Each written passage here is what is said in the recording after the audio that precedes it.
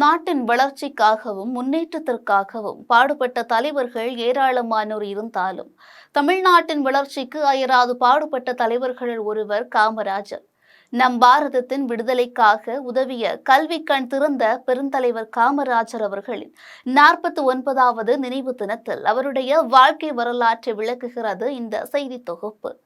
தமிழகத்தை தலைநிமிர செய்வதற்காக அயராது உழைத்த நம் மனதில் இன்றும் நிலைத்து கொண்டிருக்கும் தன்னலமற்ற தலைவர்களுள் ஒருவர் கர்ம வீரர் காமராஜர். ஒரு மனிதன் எப்படி வாழ வேண்டும், எவ்வாறு அரசியல் செய்ய வேண்டும், எவ்வாறு மக்கள் பணியாற்ற வேண்டும் என்று எடுத்துரைத்த மாமனிதன் பெருந்தலைவர் காமராஜர்.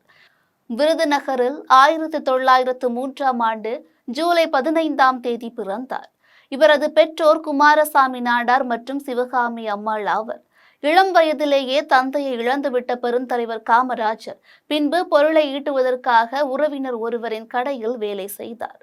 வேலை செய்து கொண்டிருக்கும் போதே செய்தித்தாள்களை படிப்பது, தலைவர்களின் சொற்பொழிவை கேட்பது போன்ற செயல்களில் ஈடுபட்டு கொண்டிருந்தார். பின் நாட்டின் மீது இருந்த பற்றால் காங்கிரஸ் கட்சியில் தொண்டராக சேர்ந்தார். அரசியல் மீது அவருக்கு இருந்த ஆர்வமும் நாட்டுப்பற்றும் இவரை 1940இல் நடந்த காங்கிரஸ் கமிட்டி தேர்தலில் தலைவராக பொறுப்பேற்க வைத்தது. ஒத்துழையாமை இயக்கம், உப்பு சத்தியாகிரகம் மற்றும் 1942இல் நடைபெற்ற ஆகஸ்ட் புரட்சி போன்ற பல்வேறு போராட்டங்களில் கலந்து கொண்டு பலமுறை சிறைக்கு சென்று பல ஆண்டுகளில் சிறையில் இருந்தார். இந்திய சுதந்திரத்திற்கு பிறகு காமராஜர் 1952 முதல் 1954 வரை மக்களவையில் உறுப்பினராக பணியாற்றினார். பின்னர் காமராஜர் அவர்கள் 1954இல் நடைபெற்ற தேர்தலில் வெற்றி பெற்று முதலமைச்சராக பொறுப்பேற்றார். 9 ஆண்டுகள் தமிழகத்தில் முதலமைச்சராக இருந்த பெருமைக்குரியவர் காமராஜர். முதலமைச்சராக இருந்தபோது மக்களுக்கு இவர் செய்த சேவைகள் அளவுக்கரியது. நாட்டில் விவசாயத்தை பெருக்குவதற்காக பல நீர்த்தேக்க திட்டங்களை அமைத்து நீர் வளத்தையும் நிலவளத்தையும் வேளாண்மையையும் பெருக்கினார். தமிழகத்தின் முன்னேற்றத்திற்காக பல்வேறு தொழிற்சாலைகளையும் நிறுவினார்.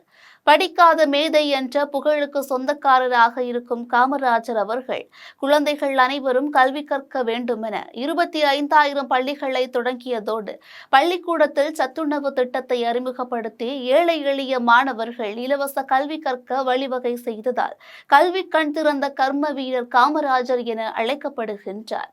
அரசியல் மூலம் மிக உயர்ந்த இடத்திற்கு போனாலும் தனது வாழ்நாள் முழுவதும் எளிமையாகவும் நேர்மையாகவும் வாழ்ந்தவர்.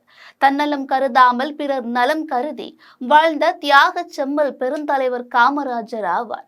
புகழின் உச்சத்தை அடைந்த காமராஜர் அவர்கள் 1975ஆம் ஆண்டு அக்டோபர் மாதம் 2ஆம் தேதி இவ்வுலகை விட்டு பிரிந்தார்.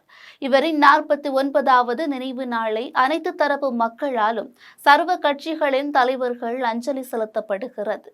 இந்தியாவில் உள்ள தேசிய கட்சிகளும் தமிழகத்தில் உள்ள மாநில கட்சிகளும் காமராஜரின் அரசியல் கொள்கையை தங்களது அரசியல் சித்தாந்தமாக கொண்டு செயல்படுவதும், தமிழகத்தில் மீண்டும் காமராஜர் ஆட்சியை அமைப்போம் என்று காங்கிரஸ் கட்சி உட்பட அனைத்து அரசியல் கட்சி தலைவர்களும் கூறி வரும் அளவிற்கு அவரின் அரசியல் பணிகள் மற்றும் மக்கள் பணிகள் அமைந்திருந்தது குறிப்பிடத்தக்கது.